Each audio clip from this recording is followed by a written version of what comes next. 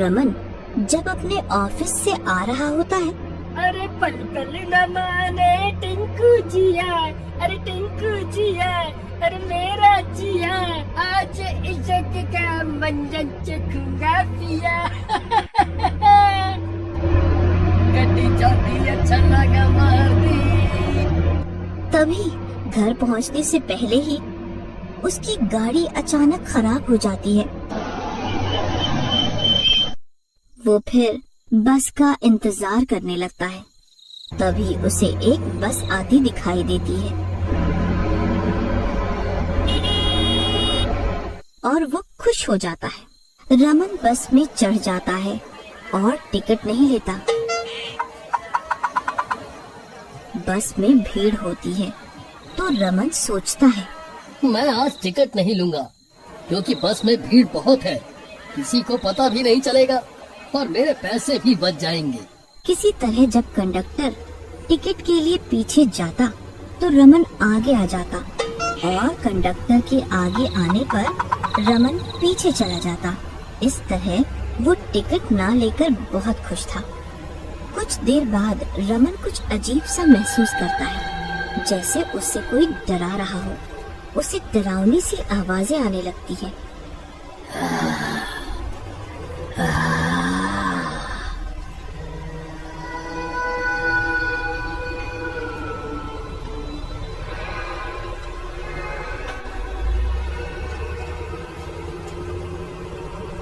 कुछ देर बाद बस एक स्टैंड पर रुकती है। तब रमन उस बस के ड्राइवर से पूछता है, मुझे इस बस में डरावनी सी आवाजें क्यों आ रही थीं? ऐसा क्या है इस बस में? ड्राइवर उसे बस कंडक्टर की कहानी बताता है। इस बस में एक बार एक कंडक्टर को मार दिया गया था। किसने और क्यों मारा उसे? ये उन दिनों की बात है जब उस दिन हमारी बस हिमालय की तरफ जा रही थी। रात बहुत हो गई थी, सर्दियां भी बहुत थी। उस टाइम तो कोहरे से धुंधला धुंधला सा दिखाई दे रहा था। तो हम दोनों उस दिन बस को धीरे धीरे चला के ले जा रहे थे। तभी 4 आदमी आतंकवादी इस बस में चढ़े। लाओ, आप अपनी टिकट के पैसे दो। कंडक्टर ने जब टिकट के पैसे मांगे तो उन्होंने देने से मना कर दिया और इस बात पर कंडक्टर की उनसे लड़ाई हो गई। सब बहुत गुस्से में थे। जाओ उतरो हमारी बस से, हम आप लोगों को इस बस में नहीं बैठाएंगे। क्यों नहीं बैठाओगे? हम इसी बस में बैठ कर जाएंगे। तुझे जो करना है कर ले। क्या करोगे तुम मेरा? मुझे मारोगे क्या? ज्यादा बकवास ना कर, वरना ये चाकू रखा है, एक बार में और या पार। चुपचाप जाओ यहाँ से, वरना मारा जाएगा। हमसे मत उलझ। चल चल, ये धौंस किसी और को दिखाइयो।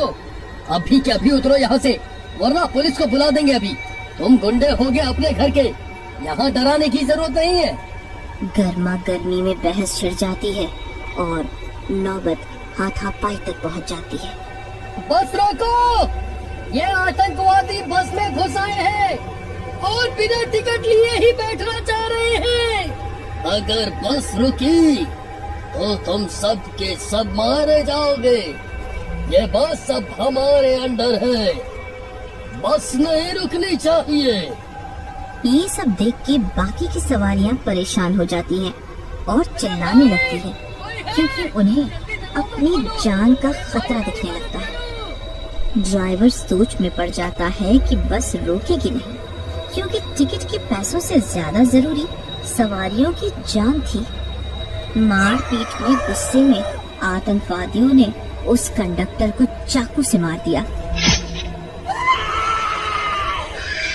तब से वो अब भूत बन गया।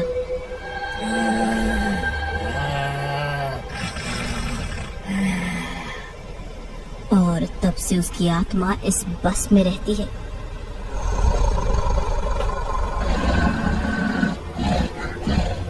और उन आतंकवादियों का इंतजार करती है।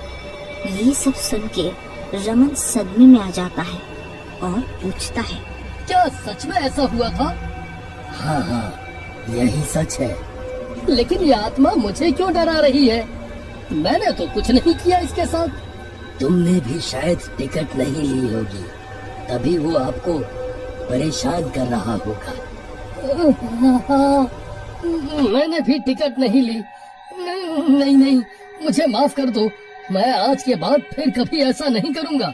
हाय राम, आज तो बच गए।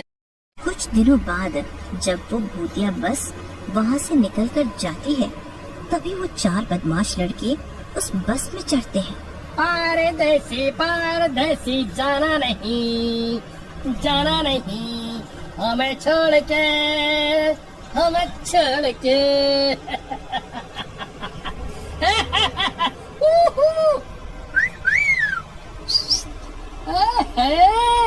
और बस में बड़ा ही शोर शराबा करते हैं, हंसते हैं और सबको परेशान भी करते हैं। लो भाई, आप चारों भी टिकट लो और उनके पैसे दो।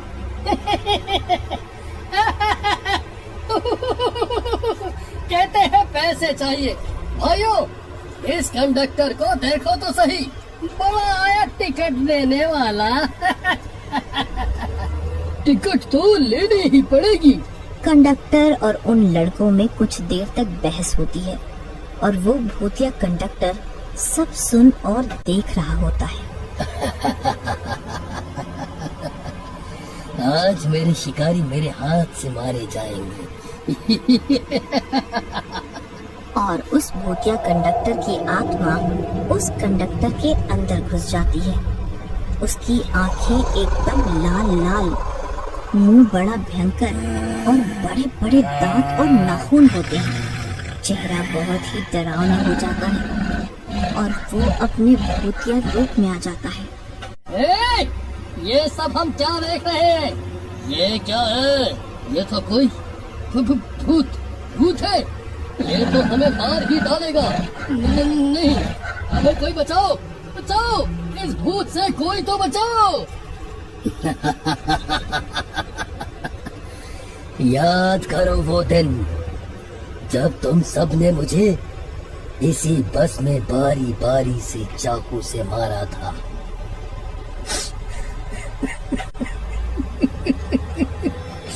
क्या कसूर था मेरा? मैं तो इसकी तरह ही टिकट के पैसे मांग रहा था तुम सब से, लेकिन तुम सब ने मुझे तड़पा तड़पा के मारा।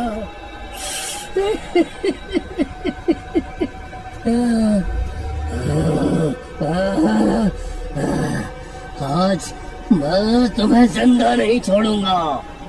नहीं नहीं, ऐसा मत करो, हमें माफ कर दो। हम फिर कभी भी ऐसा नहीं करेंगे। अब तुम सब मुझसे बचकर कहाँ जाओगे? भागो भागो, कहाँ भागोगे? नहीं नहीं, नहीं जाने दो, मैं छोड़ दो।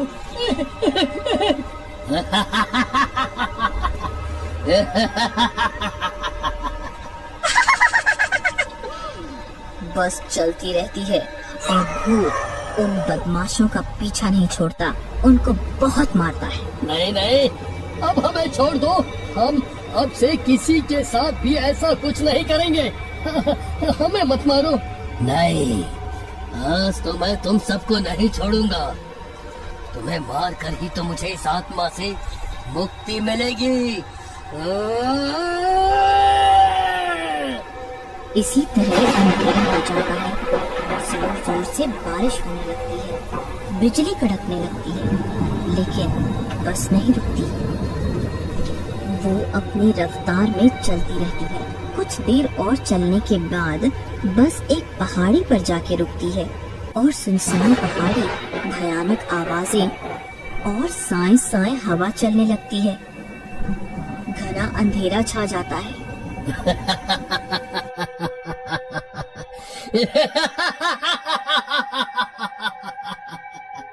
और उस भूतिया कंडक्टर की आत्मा उस बस कंडक्टर के शरीर को आजाद कर देती है और वो बस कंडक्टर भी बहुत खुश होता है और वो बस भी भूतिया कंडक्टर की आत्मा से मुक्त हो जाती है और सभी बहुत खुश होते हैं।